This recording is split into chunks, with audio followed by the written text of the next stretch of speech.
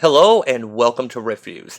As always, I'm Plume Noir, and this is The Dark Knight Returns, The Golden Child, with Frank Miller and Raphael. Oh, I'm bad with Spanish. Is that Grimpe? Grimpa? I don't know what that inflection symbol means here.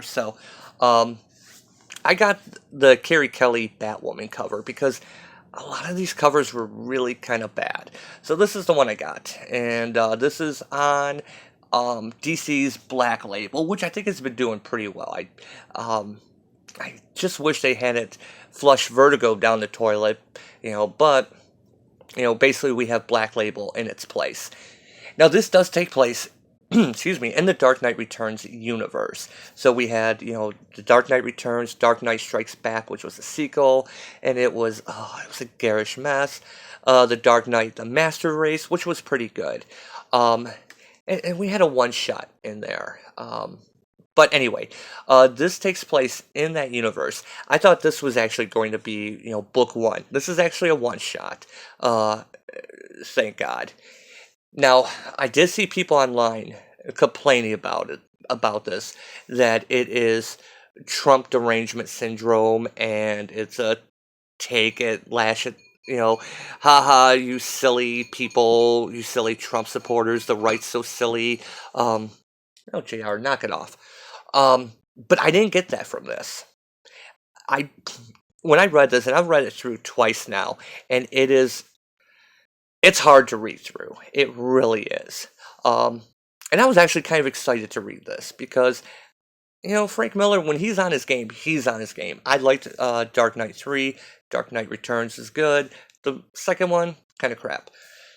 But this one, I'm like, okay, let's see where he goes with this. And I think he's trolling everyone. I really think that Frank Miller outsmarted DC because I think he knew it would sell if he made it seem like, oh yeah, anti-Trump, that's what will go. And he doesn't really do that. You know, by this I say, with the exception of Jonathan Kent, the titular Golden Child, there are no good people in this book. There is not a single good person in this book. So let's go ahead. We're going to open it up. I'm not going to do this like I normally do because I'm going to kind of bounce around. Like I said, I've read through this book twice and it's hard to read. First thing I need to say is, and I just mentioned this in the Amazing Mary Jane review I just did earlier, if you're doing a square bound book, stop going right into the crease here. Stop that. Put a little bit of room, to make up for the fact that you're going to be turning this, because you're going to destroy this. This is going to be difficult for me to do without completely bending the book all to hell. And I'm kind of a stickler for that. That kind of irritates me. That's a technical concern. Just stop doing that. So here we have the so-called Golden Child. This is Jonathan Kent, Wonder Woman's and Superman's son. And he's so creepy here, he looks like he's about to send someone out to the cornfield. Now, he is something new. Whereas Laura has inherited her powers from her parents, he is something completely different. What is this difference? Who knows? Doesn't matter. You think it's going to be, explained a little bit more? No, he could do different stuff. Why? Who knows? And we get all these little comments through it. The grown-ups always chatter. While Jonathan, he listens. He probes the hurried city out there. The sun bursts out like the internal explosion it is. The wind whips cold. The natives laugh. The natives argue. The natives complain. It's morning in Metropolis. It's time to go. So he does. So what does he do? Oh no, it just jumps ahead a few years. Just like that, a few years later. Okay. One thing I do like about Laura is that she was introduced with this kind of character trait where she hovers with her legs close up to, her heels on her butt and everything. She does that. I know it's something simple, but it makes her instantly identifiable by silhouette. I like that. So, while it's Jonathan, he just kind of stands. Um, Sometimes upside down, but he's just kind of the observer. Now, Laura is talking about the people here. You know, where is it at here? Humans breed like vermin, just like vermin. And everywhere they go, everything they do, they make a mess. More hurt, more dead every hour. You know, tedious, stupid. To breed more, to eat more, to stink up more. That's what they do. It's all they ever do. And this is what we're supposed to be fighting for.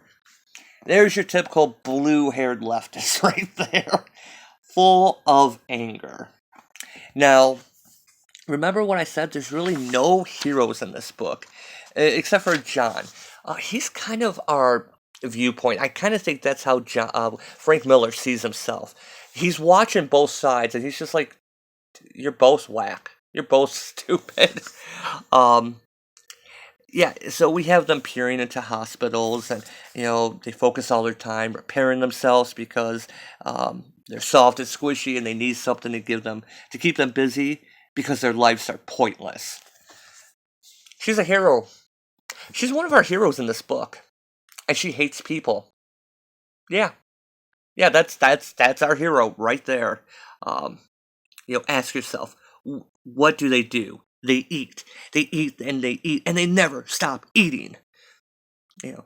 Between cooking all the food and spicing all this food and expelling all this food, they won't stop eating and burning up the stupid fossil fuels. They sting up the whole planet. So yeah, this is this is our hero.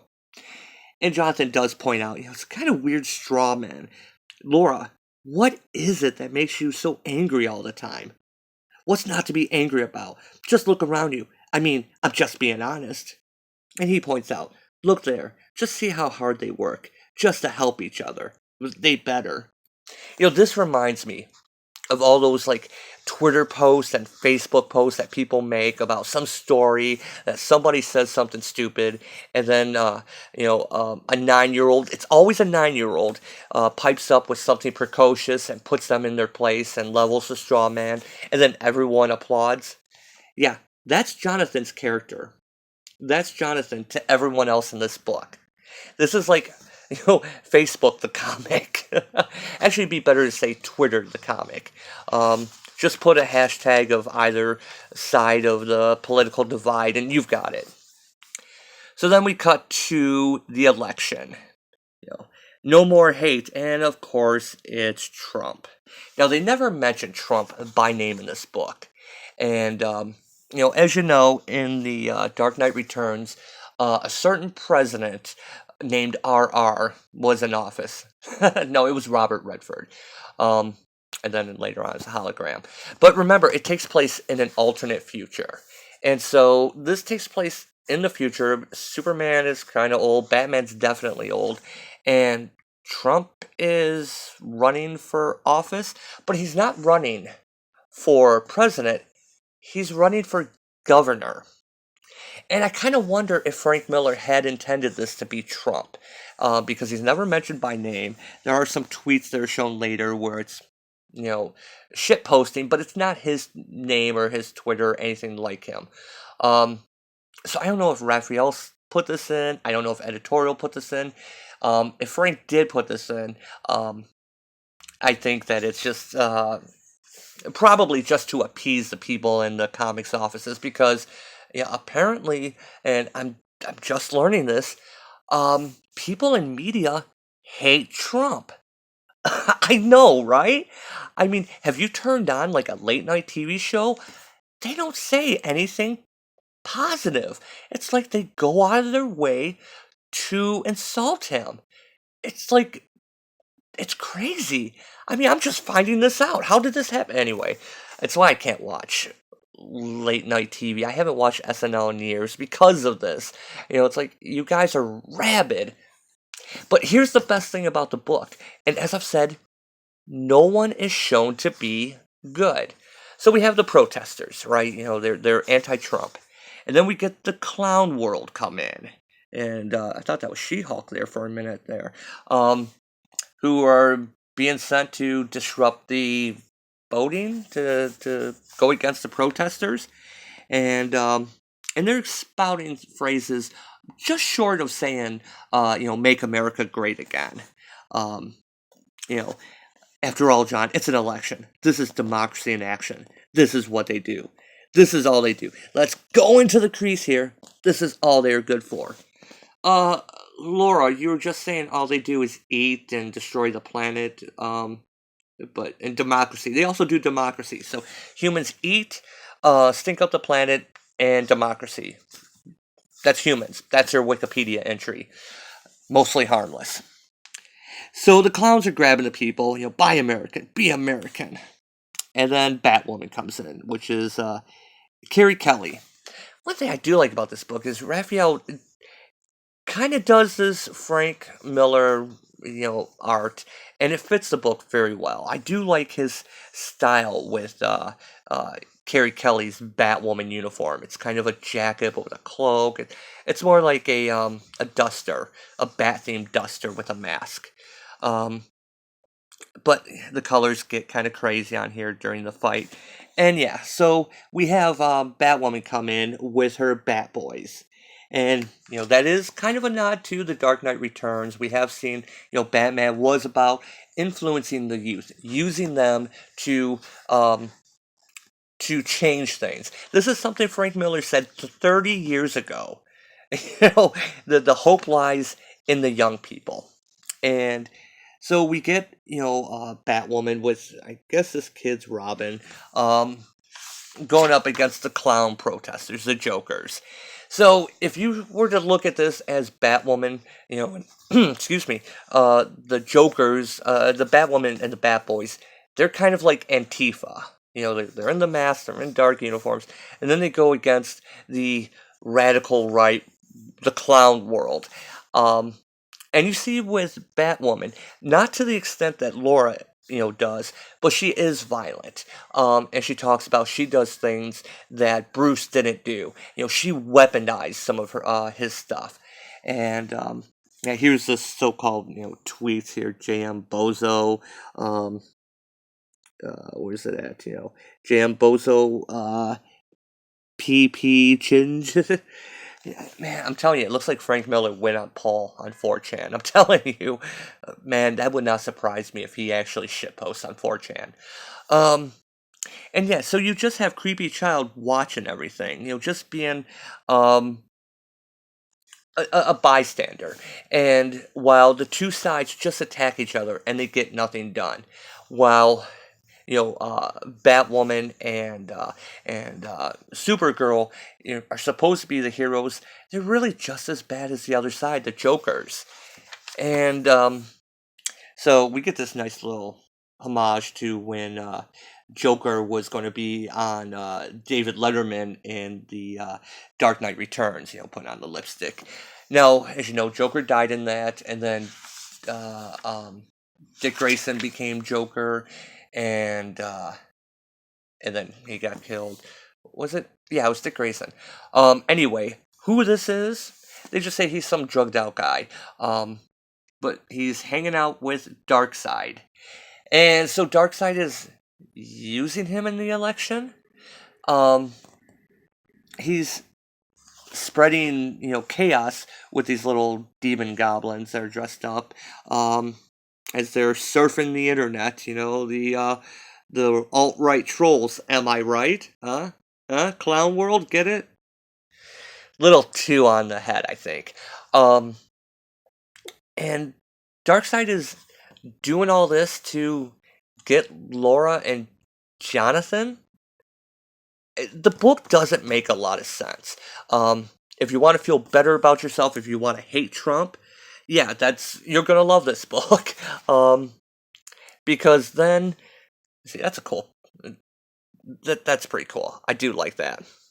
Um, they end up going up against Darkseid in all of this, and um, Jonathan uses his powers, whatever he does, on Darkseid, and it's blue. While after he fires an Omega Blast at Laura, she uses it to hit him and basically blows everything up.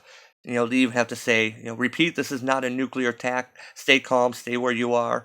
Um, Darkseid gets disintegrated, and even though with all this, people right at ground zero, like Batwoman, they're fine. Big hole in the ground, confirm the kill. Um, Batgirl booty. So you think, yeah, the villain is dead. And this kind of reminds me of RoboCop 2, which Frank Miller also wrote that.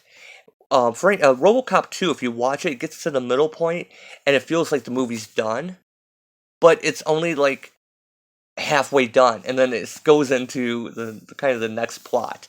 This book feels like that. But it actually just goes with, continues on with Darkseid, because it starts raining blood. Nature, it's the dark side of nature. And it's, Darkseid's coming for the Golden Child. So why is Darkseid so obsessed with the Golden Child? Um, he's still trying to, like, spread the anti-life, but they talk about how he's not a joker, he's not petty, except for he does act very petty in this book. We get Darkseid reborn, blah blah blah.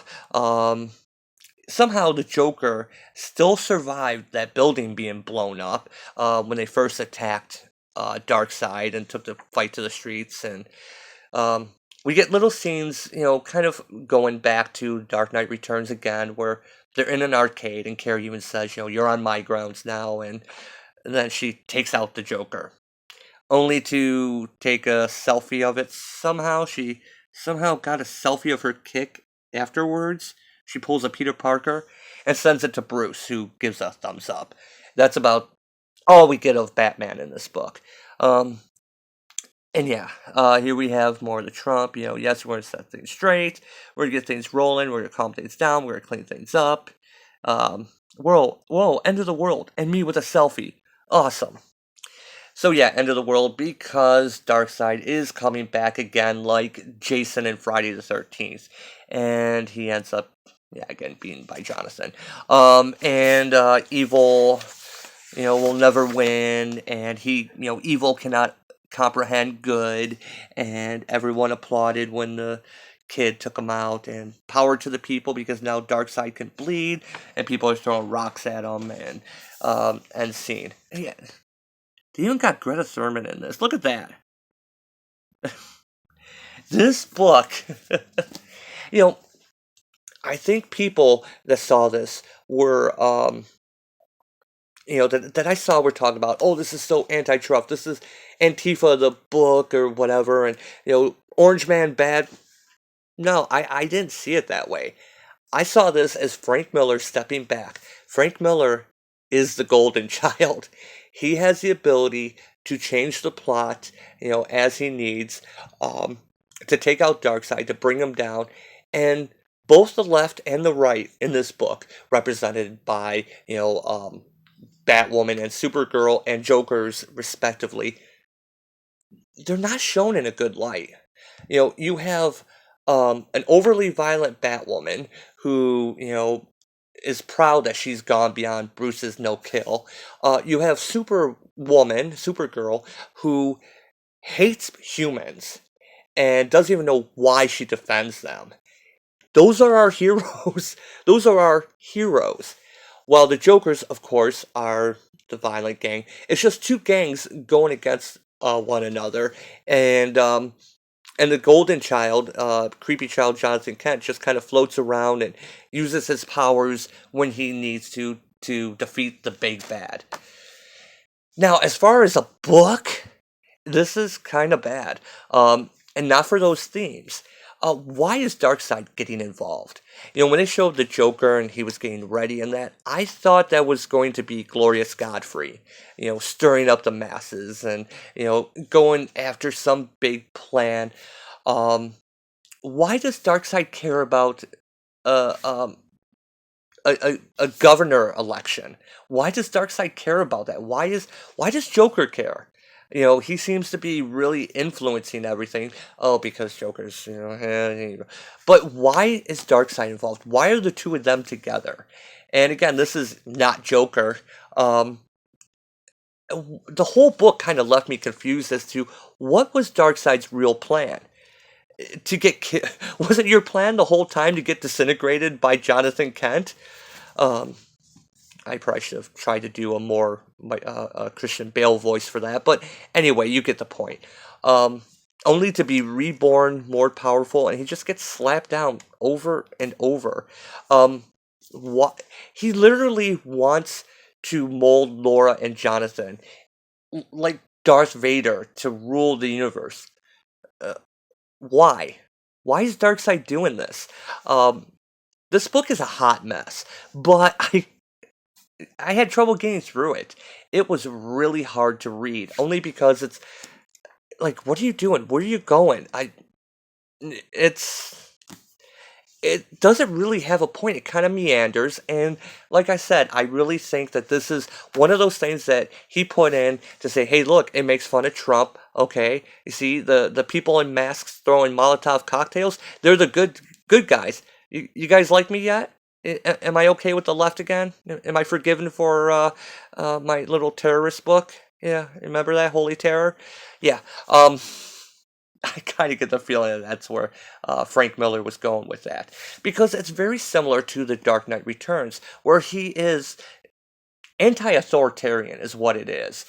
Frank Miller is the Golden Child stepping back, going, you guys are all messed up, and I need to point out all this to you guys. So I kind of give him credit on that.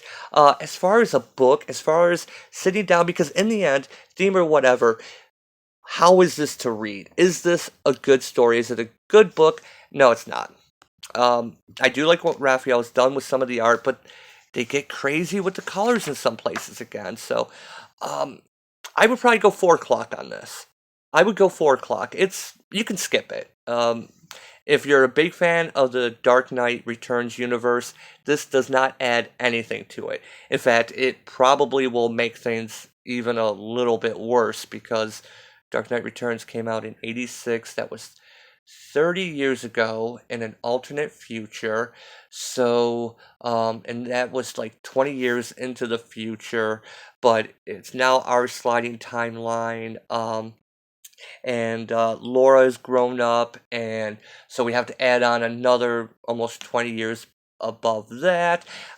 Donald Trump should be in his 90s, is what I'm getting at. So, um, yeah, just skip it. If you're a big fan of the Dark Knight Returns universe, go ahead and skip this. It's not bad enough to be really enjoyable, but it's not good enough to be enjoyable. It's in that weird middle area where you're just like, yeah, this is trash, but it's not trash that I hate, and it's not so trash that it's good that's come back around to being good. So yeah, go ahead and pass it. I give it a 4 o'clock. So, as always, thanks for watching. I will be getting the God King this weekend, so got a few more things I want to do before that. So, as always, thanks for watching, and I will see you next time.